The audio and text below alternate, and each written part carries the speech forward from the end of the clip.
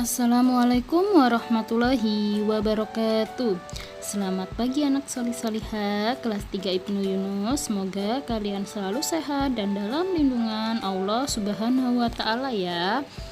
Hari ini kita sudah memasuki subtema 3 tema 6. Nah, sebelum kita memasuki dan memulai pembelajaran, terlebih dahulu kita berdoa ya anak-anak, agar ilmu yang kalian dapatkan menjadi ilmu yang bermanfaat dan barokah. Amin.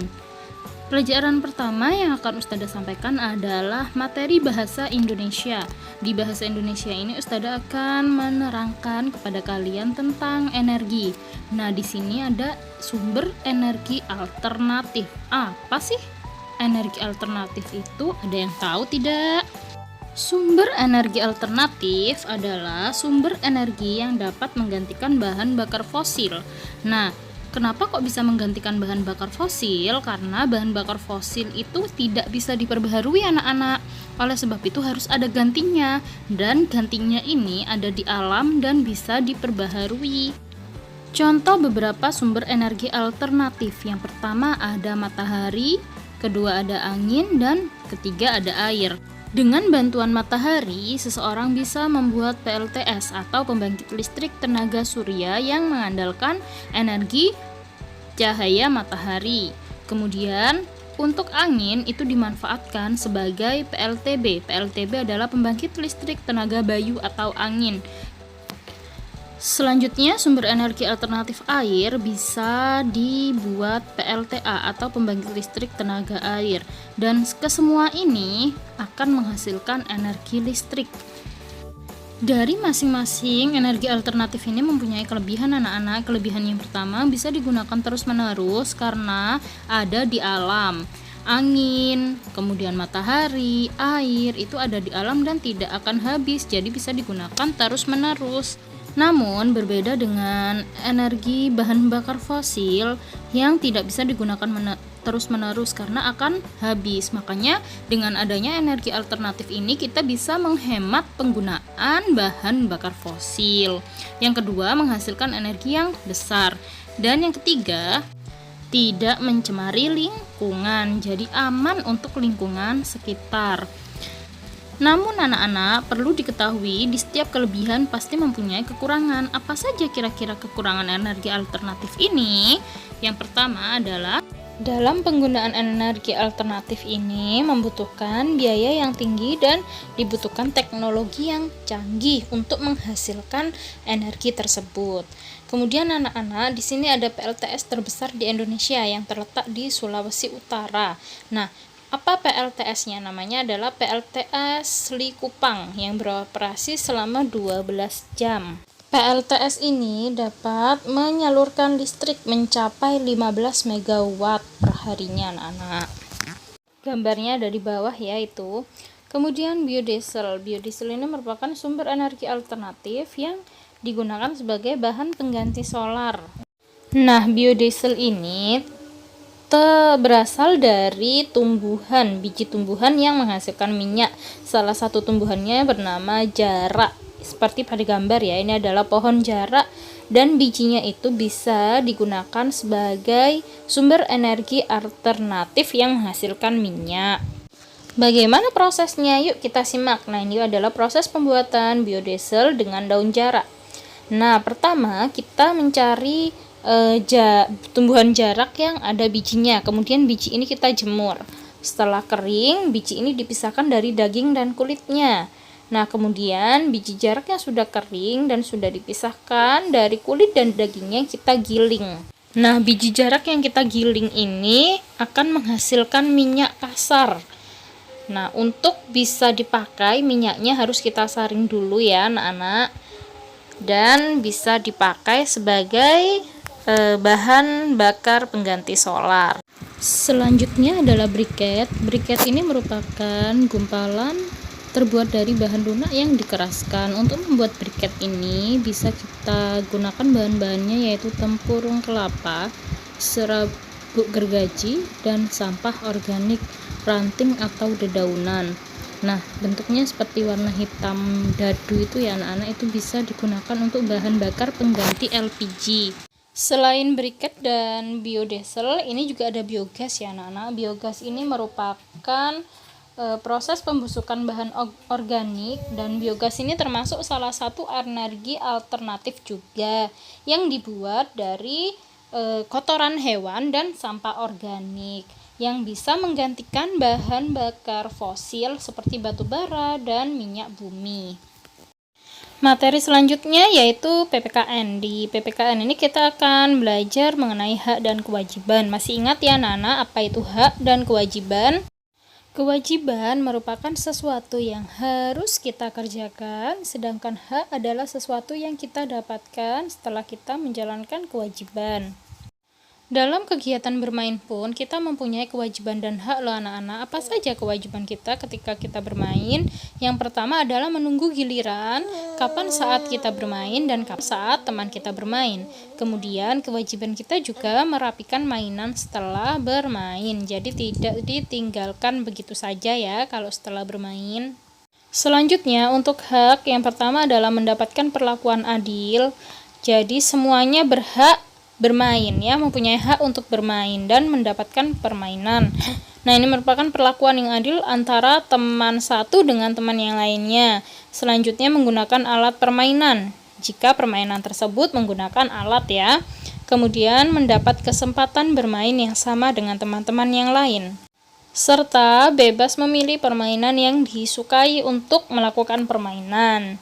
Jadi kita juga tidak boleh memaksakan kehendak orang lain agar mau ikut bermain dengan permainan kita ya anak-anak, karena seseorang itu bisa berbeda, kesukaan permainannya itu bisa berbeda, tidak sama.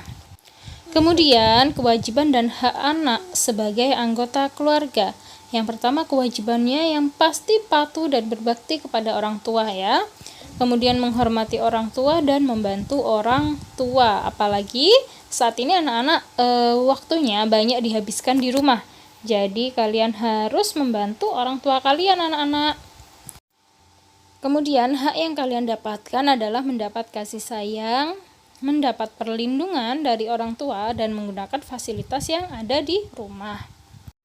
Selanjutnya kewajiban dan hak terkait kebersihan di lingkungan rumah ya, di lingkungan rumah, bukan di dalam rumah. Yang pertama kewajibannya adalah menyapu halaman, membersihkan ruangan. Ya, ada ruang, mungkin punya ruang taman, ruang teras yang ada di halaman. Kemudian membuang sampah di tempat sampah dan mencabuti rumput liar di halaman rumah. Hak yang didapat adalah kalau anak-anak menjalankan kewajiban tersebut, lingkungan rumah akan bersih dan nyaman. Kemudian lingkungan rumah juga segar, terlihat segar ya. Kemudian berbebas dari pencemaran lingkungan. Kewajiban dan hak terkait kebersihan di dalam rumah. Kewajibannya adalah menyapu dan mengepel lantai yang ada di dalam rumah, menguras bak mandi, membersihkan kamar tidur. Ya, kalian harus belajar mulai sekarang untuk membersihkan tempat tidur sendiri, menyapu, hal-hal yang kecil saja. Kemudian apa yang kalian dapatkan ketika kalian sudah melakukan kewajiban tersebut? Yang pertama, dapat tinggal di rumah yang bersih. Otomatis kalau rumah kalian bersih, kalian juga enak kan? Nyaman, merasa nyaman. Ya. Selanjutnya, materi SBDP.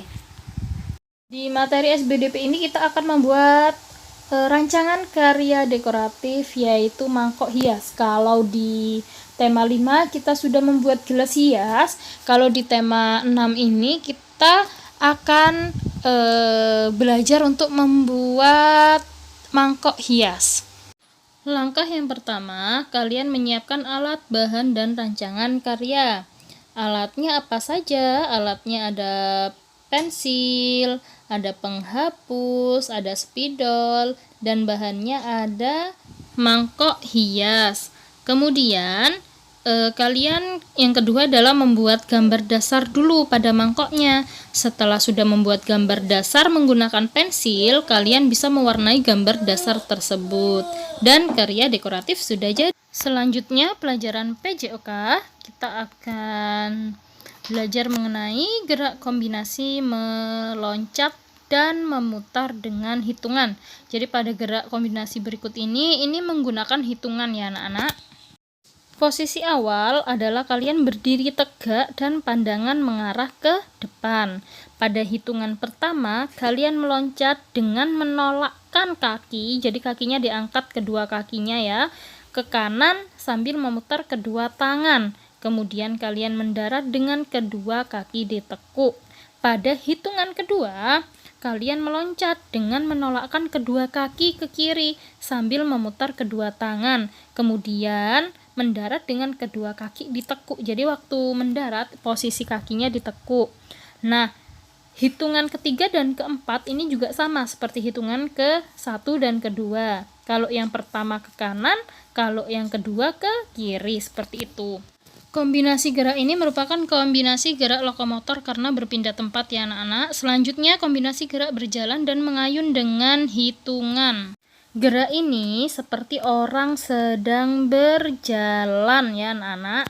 Sedang berjalan, gerak jalan. Nah, hitungan yang pertama adalah kaki kanan dilangkahkan ke depan sambil mengayunkan tangan kiri ke depan dan tangan kanan diayunkan ke belakang. Jadi bersilangan ya anak-anak antara kaki dan tangan. Yang kedua seperti itu juga tapi bagian kaki yang sebelah kiri. Selanjutnya materi MTK, kita masih berada pada materi MTK yaitu menghitung lama kegiatan. Masih ingat ya anak-anak ya? Menghitung lama kegiatan dengan rumus apa? Ya, waktu selesai dikurangi waktu mulai. Nomor 1, Muhlis menjemur biji jarak mulai pukul 08.30, kemudian setelah pukul 11.15, biji jarak diambil oleh Muhlis karena dirasa sudah cukup kering. Berapa lama Muhlis menjemur biji jarak tersebut? Nah, kalau ada soal seperti ini, berarti waktu selesai dikurangi dengan waktu mulai. Waktu selesainya adalah 11.15, sedangkan waktu mulainya adalah jam 8.30.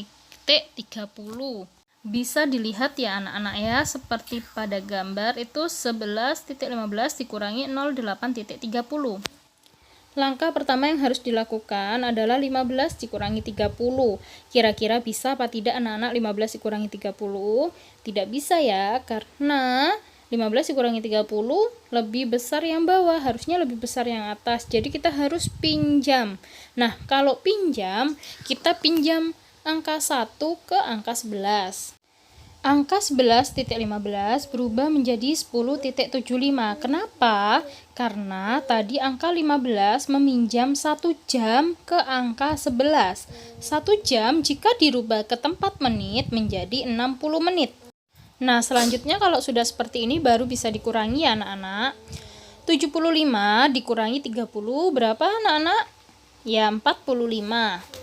Selanjutnya 10 dikurangi 08 sama dengan 02. Jadi jawabannya 02.45 atau kalau ditulis bukan 02.45 ya, tapi 2 jam 45 menit. 2 jam 45 menit kalau dijadikan menit adalah 165 menit. Soal selanjutnya menghitung waktu selesai kegiatan. Di sini ada soal Nizar mengaji mulai pukul 18.00. Nizar mengaji selama 90 menit. Pukul berapakah Nizar selesai mengaji? Nah, ini mencari waktu selesai mengaji atau waktu selesai ya. Kalau waktu selesai rumusnya adalah ditambah. Kemudian 90 menit itu kita rubah dulu anak-anak karena 90 menit itu bisa dibulatkan ke jam terdekat. 90 menit itu jadi 1 jam 30 menit. Kemudian 00 ditambah 30 sama dengan 30 ya anak-anak. Jadi bisa ditulis 00 ditambah 30 sama dengan 30. Selanjutnya 18 ditambah 01 sama dengan 19. Jadi, Nizar selesai mengaji pukul 19.30. Selanjutnya kita belajar membaca masa kadaluarsa pada suatu produk. Nah, anak-anak, apa sih masa kadaluarsa produk? Yang artinya produk itu kalau sudah kadaluarsa tidak bisa digunakan atau tidak bisa dipakai dan tidak bisa dikonsumsi. kalau sudah melewati batas masa kadaluarsa. Nah, coba anak-anak perhatikan tulisan yang berwarna Ustadzah lingkari berwarna hijau. Di situ ada tulisannya best if used by.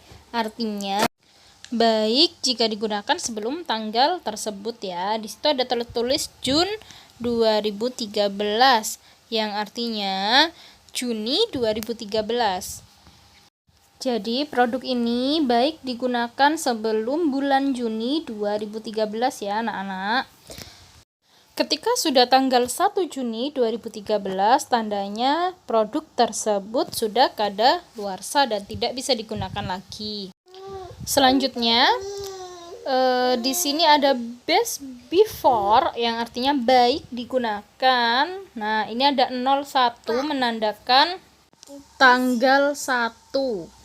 Ya, tanggalnya. Jadi angka yang di depan adalah tanggalnya ya anak-anak. Kemudian 05 menandakan bulan. Bulan kelima adalah bulan Mei.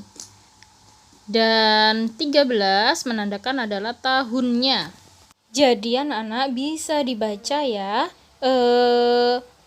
bahwa produk tersebut masa kadaluarsanya sampai 01 Mei 2013. Nah, jika saat ini tanggal 1 Februari 2013, kira-kira berapa bulan lagi minuman tersebut akan kadaluarsa? Kita hitung anak-anak, sekarang tanggal 1 Februari. 1 Februari ke 1 Maret itu 1 bulan. Kemudian 1 Maret ke 1 April itu 1 bulan. Kemudian 1 April ke 1 Mei itu juga 1 bulan. Berarti produk tersebut atau minuman tersebut akan kadaluarsa 3 bulan lagi. Selanjutnya, kalian bisa perhatikan ya anak-anak, ada tulisannya expired date, artinya kadaluarsa. Pada tanggal 20 Juni 2020, 20-nya menandakan tanggal, 6 menandakan bulan. Bulan ke-6 adalah Juni dan 2020 menandakan tahunnya. Jadi produk ini akan kadaluarsa pada tanggal 20 Juni 2020. Ustadzah punya pertanyaan ya untuk kalian. Jika saat ini tanggal 25 Mei 2020, berapa hari lagi produk tersebut akan kadaluarsa? Silahkan anak-anak jawab pada komen YouTube ya. 3 anak yang komen pertama dan betul jawabannya akan mendapatkan hadiah dari Ustadzah. Oke anak-anak, sekian penjelasan Ustadzah. Terima kasih. Kurang lebihnya Ustadzah mohon maaf. Wassalamualaikum warahmatullahi wabarakatuh.